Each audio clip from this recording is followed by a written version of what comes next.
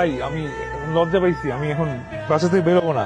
আপনি রাতে এসেন, আমি 1000 টাকা দিব। আঙ্কেল আন্টি একটা কথা বলে কিছু মনে করবেন না। এই ধরনের রোগীকে কিন্তু আপনারা বাসায় রেখে সুস্থ করতে পারবেন না।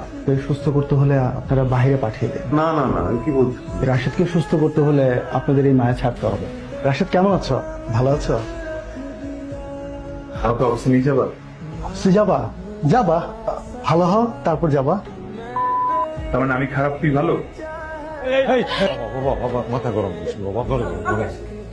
আমি আসি। ব্রেনে আঘাত লেগেছে, মানসিক ভারসাম্য হারিয়ে ফেলেছে। এটা ঠিক হয়ে যাবে। কতদিন লাগতে পারে? কম সময় লাগতে পারে, আবার অনেক সময় লাগতে পারে। কি রে মা, কেমন আছিস? ভালো আছি। তুমি কেমন আছো? আর থাকা, একটা ছেলের জন্য বাবা মা আত্মীয় স্বজন সবাইকে ছাড়লি, কিন্তু তাতে কি কোনো লাভ হচ্ছে? শুনেছি তোর হাজবেন্ড এখন পাগল, তুই রাশেদকে ছেড়ে দে।